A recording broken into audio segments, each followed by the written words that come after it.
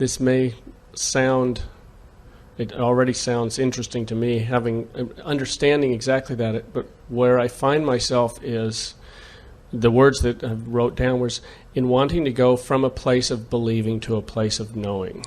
Even though I've experienced that consciously choosing to feel better works, and finding the thoughts that make me feel better works, and I've experienced that, I'm now for some reason saying, here's the analogy I came up with is, if it doesn't matter what you believe in, as long as you believe and the believing makes you feel good, but you know that it doesn't matter what you believe in, does that mess up the mechanism of believing? Here, let us give you something that will soothe you a little bit, and then we'll come back to your tongue twister here. Yeah. I've been doing this to myself, so you go right ahead. It matters what you believe. It does matter what you believe, because if you try to believe something that is off course from who you really are and what you really know, you can't make the jump. For example, if you try to believe in your unworthiness, you're going to get split energy. If you try to believe that you are inappropriate, you're going to get split energy. If you try to believe that there is someone out there judging you and really wanting you to jump through hoops, who is displeased with the choices that you are making, then you are not in alignment with who you really are. Sometimes, as we talk about this guidance system and we talk about how you must be selfishly oriented, because if you don't care intimately about how you feel, then you don't have any real sense of guidance. And sometimes people worry that they will accuse us, Abraham, you teach selfishness. And we admit it every time. Yes, we do. Yes, we do. Because if you are not selfish enough to care about how you feel, then you are not selfish enough to stay consciously in alignment with Source. And if you are not consciously in alignment with Source, then you don't have anything to give anyone else. And so it is extremely important that you find a way to consciously maintain your connection if you are to deliberately be the uplifter that you've come forth to be. So we don't want to give you the impression that it doesn't matter what you believe, because it matters what you believe. It matters where you vibrate. You can tell by the way you feel that it matters. We're just saying, try to sniff out the best feeling that you can find, and eventually you'll get to that place where you can make the bridge from hopeful into knowing. But you can't make the jump from hopeful into knowing when you're in despair, or even when you're in confusion, or even when you're in anger. In other words, there are some vibrational variances that must be bridged. And so we think what's happening to you is you sort of took a little more of a hit with this experience with the death of your parents than you anticipated. Absolutely. And you consciously are not able to acknowledge even where your vibration is, because someone like you, who is a powerful, deliberate creator who makes your life work in so many ways, the last thing you want to do is admit that you are down here in the pits. In other words, nobody who is a deliberate creator wants to even talk about that. And we've been wanting to soothe that in all of you. We want you to be unashamed of where you are vibrationally. There's not any judgment going on about a vibration any more than someone could give one note on the musical scale a better grade or a better classification than a lower note. In other words, vibration is vibration, and the mix of vibration is what makes the world go round. And we want you to not condemn any vibration that you've found, but instead to say, there's only one reason that I'm even talking about this at all, and that is, this vibration sucks. This vibration does not feel good. Yeah. I do not feel good in this vibration, because at many levels of my being, I know better.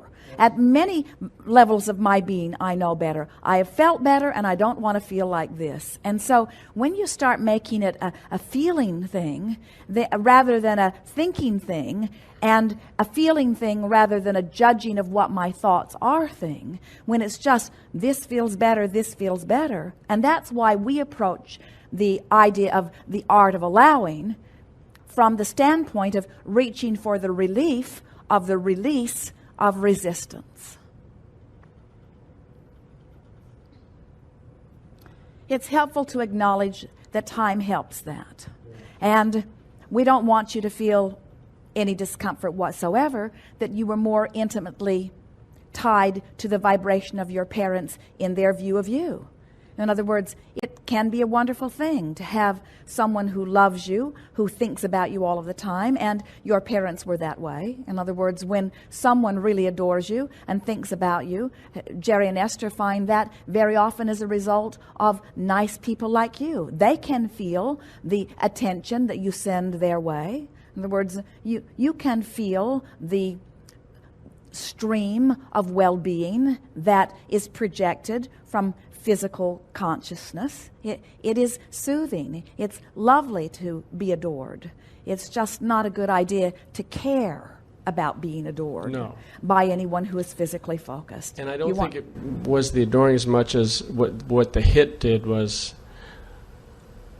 I was much more connected with the source of who I am before I took this hit.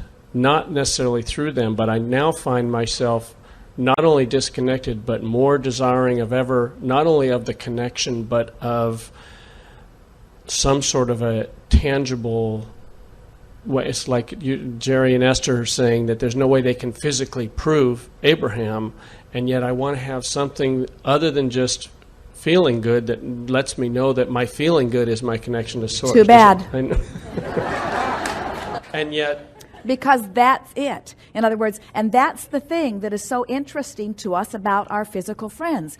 You are so stubborn about accepting the importance of your own feeling good.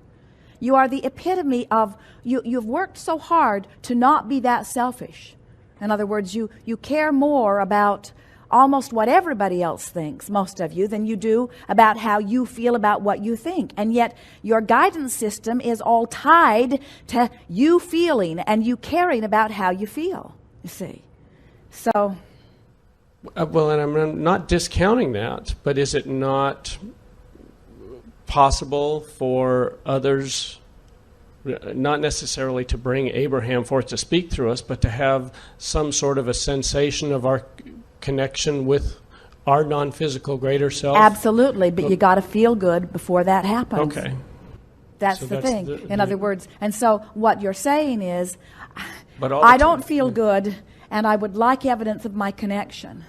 And we say, then feel good. What? And I can the accept evidence that. will come. And you say, but I felt good before, and I'm not sure that I had that evidence. And we say, why cannot feeling good be the evidence?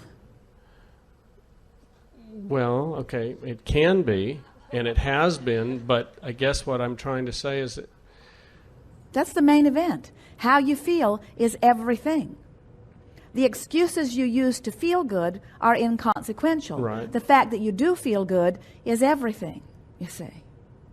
And it's fun to watch the dance that humans play. The little children play with the cardboard box and find joy in it. right. The children who have been around longer, who now have children and grandchildren, need other stimulation in order to ring their bells, so to speak. But the joy factor has always been the main event. And so being here for joy as a purpose for existence, as being enough, some of my clarity questions were around making a difference or doing anything else where I see people that were very active, could have even been said pushing against, but it created positive change, but they're gone. A lot of what they've done is gone. And if I'm just here to feel joy, that's enough if I sense that there really is more to me than the physical. And so I've always been looking for that. I've spent years sort of looking for that. Well, And here's a very good way to look at this. If there weren't more to you than the physical, then it wouldn't be possible for you to feel bad, because there could be no separation between who you are and who you are. So every emotion that you feel is the evidence that you're looking for. That was really good. It was good. It was good. In other words, if there were not some measurement or some comparison of alignment or misalignment, allowing and resisting, then you would not have this emotional awareness. But your emotions are what let you know what you're doing with the only thing that matters, which is your connection to source energy. Your understanding that you are physical extensions of source energy, truly on the leading edge of thought. You are vibrational beings, first and foremost. Everything that you are, everything that you see or hear or taste or smell or feel with your fingertips, only vibrational interpretations. And so we know, and it is the greatest challenge that most physical beings have, of accepting that you are electrical beings. In other words, we know you get very rooted in your physical awarenesses of one another.